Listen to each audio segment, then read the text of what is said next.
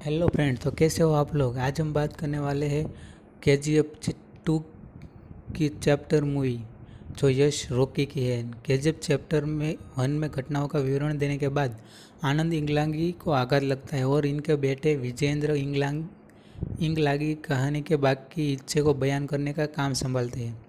Rocky उत्तराधिकारी विराट को मार देता है और कोलार गोल्ड फील्ड्स पर कब्जा कर लेता है। गुरु पंडियान, एंड्यूज कमल और राजेंद्र देसाई का सहयोग सुनिश्चित करने के लिए रीना को बंधक बनाकर रखता है, लेकिन जब रॉकी अपना अहंकार दिखाता है और रीना को चिढ़ाता है तो कमल क्रोधित हो जाता है और रॉकी को जान से मारने की धमकी देता है, जिससे रॉकी क्रोधित हो जाता है और वह कमल को मौके पर ही गोली मार देता है।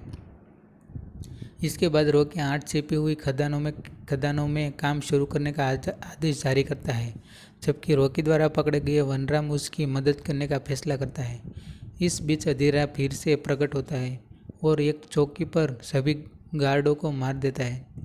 रॉकी को अधीरा के पास जाने के लिए एंड्यूज रीना को KGF से बाहर लाने के लिए देसाई को मार देता है और जॉन अधीरा के आदेश अनुसार रीना का अपहरण कर लेता है। रीना को बचाने की कोशिश करते हुए अधीरा रॉकी को गोली मार देता है, लेकिन उसकी जान बच जाती है, जबकि उसके आदमी KGF से होने वाले सभी सोने का निर्यात को रोक देते हैं।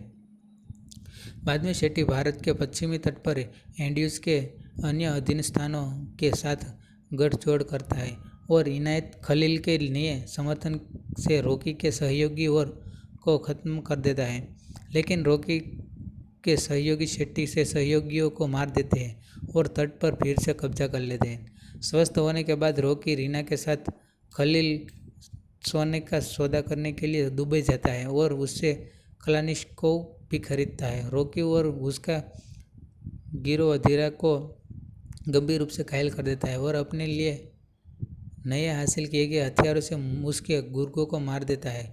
KGF से परेशान होकर कुछ केंद्रीय मंत्रियों ने रमिका सेन को सत्ता में लाने के लिए DYSS समर्थित सरकार के खिलाफ अविश्वास प्रस्ताव की योजना बनाई थी, लेकिन रॉकी के गुर्गे गोट को खिलाफ अन्य मंत्रियों को धमकाते हैं और प्रस्ताव विफल हो जाता है।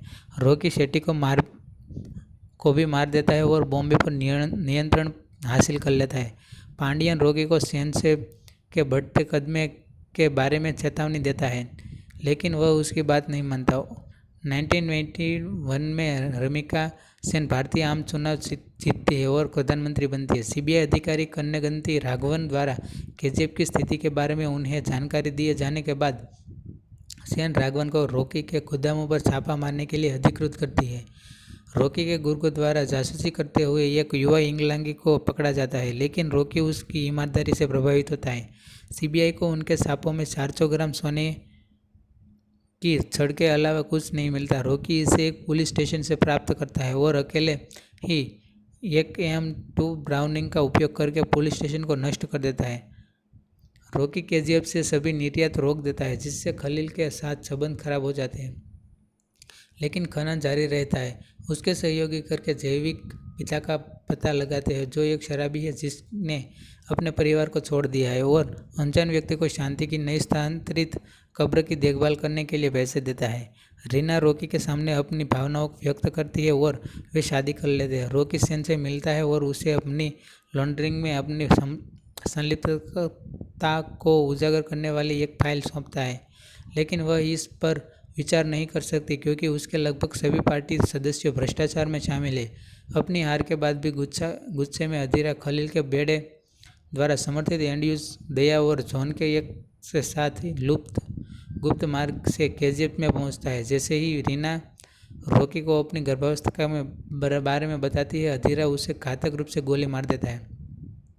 आगामी संघर्ष में रॉकी की सेना एंड्यूज और दया को मार देती है, जबकि रॉकी जॉन को मार देता है और अधीरा को मार देता है। रॉकी और उसके गुर्गे संसद में सेन के भाषण को बाधित करते हैं और पांडियन को मार देते हैं, जिसने गरुड़ पर हमला किया था, जिसने लिए अधीरा को फंसाया गया था और गरुड़ के हमले के बारे में अधीरा को पहले से ही सूचित कर दिया था।